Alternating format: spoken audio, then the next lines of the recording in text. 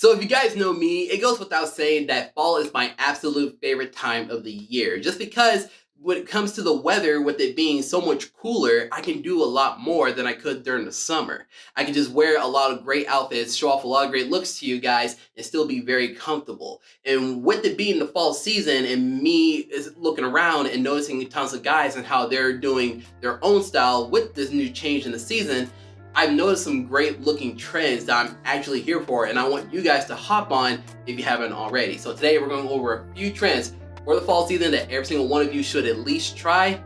Coming up.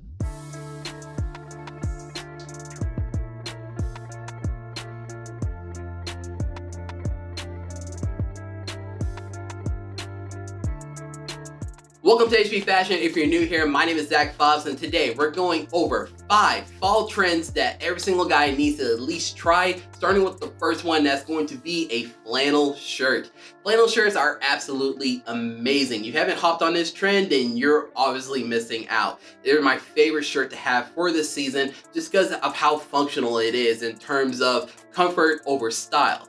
It's a very comfortable shirt. It's one of those shirts that you can wear when it's very cool outside, or if it warms up a little bit, you always roll up the sleeves and you'll still be, very comfortable. But at the same time, you don't have to worry about killing your look just to fit the weather. Not to mention, it's one of those trends that it keeps coming back every single year and it gets better and better. I think it came back maybe like a few years ago, and by that time only had like maybe one in my collection. Now I have like 4 or 5. So if you guys haven't hopped on that train, go ahead and do so. I promise you, you won't regret it. In my opinion, one of the best places you can go and get a flannel shirt is at Old Navy or Gap. They just have the best variety of flannel shirts at the moment, and also for the price that you get, the quality is absolutely great. Number 2, layering. This is probably the most favorite thing I like to do during the fall and winter season, and that's stack on clothes on top of clothes on top of clothes, just because it adds a little bit of depth and dimension to your overall outfit, and it shows off so much detail that it's crazy. One of my favorite things to do that I recently discovered when it comes to layering is to actually layer with flannel shirts, bringing it back from tip number 1.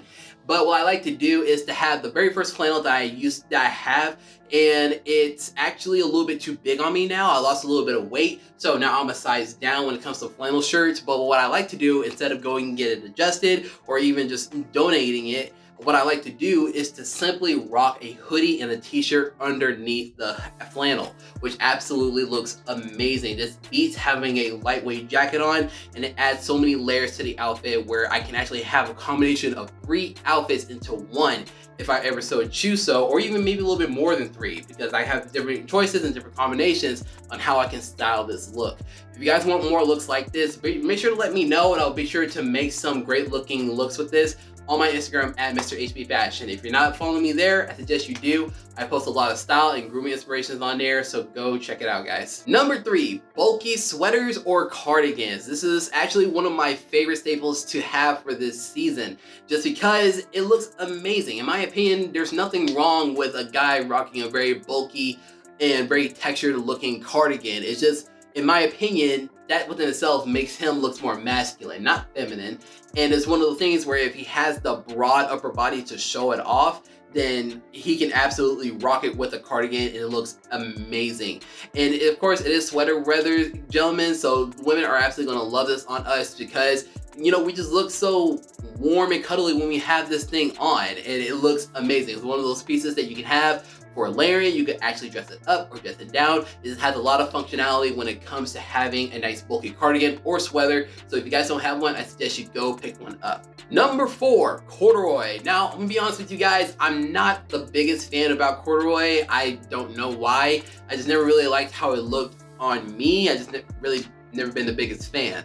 But in my opinion, a lot of guys, most guys actually can pull this look off. So if you guys haven't tried it, I suggest you go out, buy you a corduroy jacket or some corduroy pants and see if it's actually something that you would enjoy, because it adds, like I said, more detail and more depth to your overall outfit. It just adds that little bit extra detail that a lot of people might not notice from afar, but it'll come up close and it'll look like you put a little more effort into your overall look.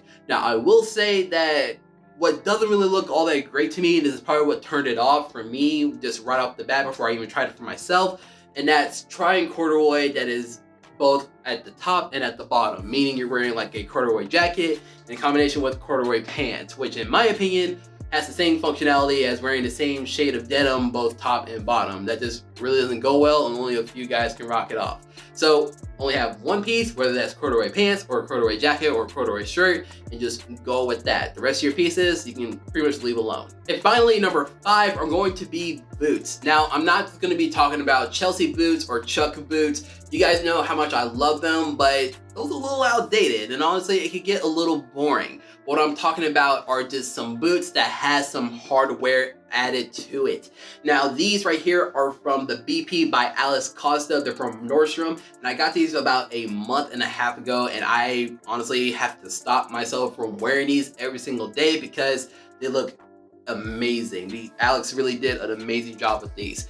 But what the trend I am noticing with these boots are that they have some sort of hardware or a little extra rugged characteristic going on with it. If it's not something like the hardware that you see in those boots right there, it's the sort of thing that you see where it has like a extra piece of leather kind of wrapped around it and like a little buckle on it, or something crazy going on like a chain, little small chain hanging onto it. There is something going on where people are adding a little bit more of a rugged edge to these boots, which actually in my opinion it doesn't look all that bad, you know, as long as you're not going too crazy with it. Because the last pair of boots that I tried, I think it was at Macy's or something like that, and when I tried them on and they had like some crazy hardware characteristic to it, also like a little chain, I started walking around and I sounded like I was a cowboy in like in a terrible, you know, Midwest, you know, old Western sort of movie, walking into a bar, you hear my boots jingling,